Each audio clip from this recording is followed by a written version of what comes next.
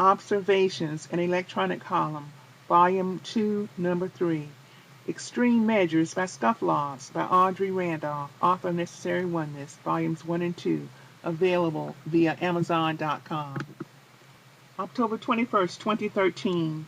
Recent democratic processes seem stripped right from the movie script of Abridged. 2012. As billionaire husband Miller, Richard Gere, and wife Susan Sarandon are viewed in a concluding scene. He says, "You're out of your mind. I'm not signing this. I will not sign that.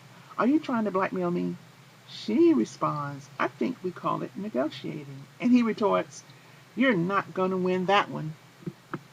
There is that magical word, win, or winning, according to Charlie Sheen. But what caused this exchange, and did the husband sign the document? If you haven't already seen the movie, you will have to watch it on Netflix to find out. Now, in considering real life, we see again lawmakers trying to obstruct by being scofflaws, and again they are Republicans. Surely all of us want our democratic process to work, and part of that process is agreeing to disagree. But when extreme measures are used, especially ones that attempt to obstruct the law, the people will work against it. The Suicide Caucus should have known that they were killing their jobs, but they just had to do something, anything, to wield power and control. It was a damnable act, because every wise politician builds his or her country, but the foolish politician shuts it down with his or her own hands. See Proverbs 14:1. Actually, the Suicide Caucus achieved a self-fulfilling prophecy. It, along with the Tea Party, has claimed that the federal government is a problem, is broken, should be downsized, is too involved in matters, doesn't work, costs too much money, and has wasteful spending. In effect, the Suicide Caucus's partial shutdown of the government instantly broke it, caused many problems for many, abruptly downsized the government, stopped necessary and critical services, many that some House members did not even know about, caused wasteful spending. Furloughed workers will be paid for no work being done during the partial shutdown and must do catch-up upon return. Created a greater deficit, more wasteful spending, a $24 billion loss, and incurred the anger of most Americans who decried the shutdown via the low approval rating. The next step of the people may be to clean house, more than likely, that is, remove the guilty parties from office.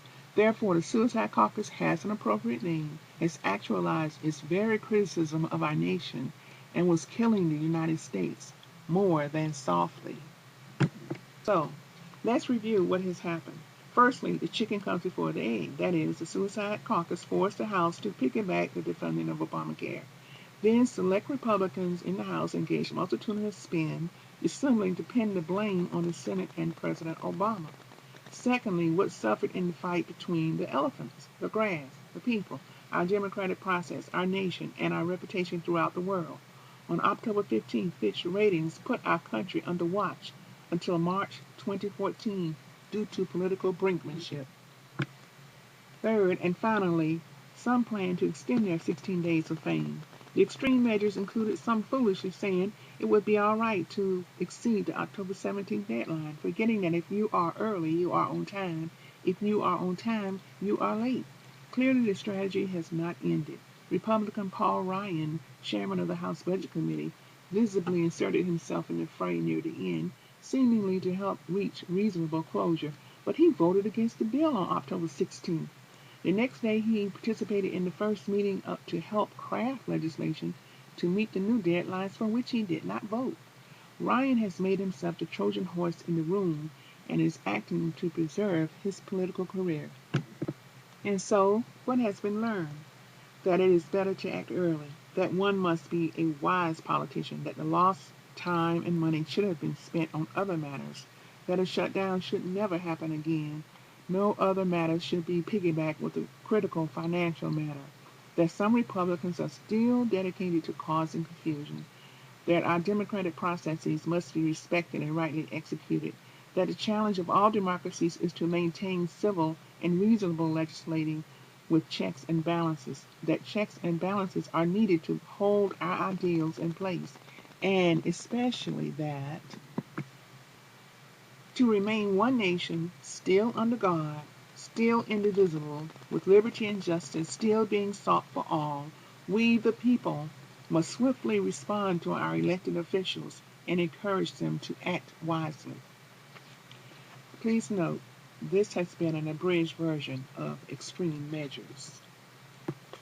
Observations is an electronic column. Send comments to Audrey Randolph at rocketmail.com.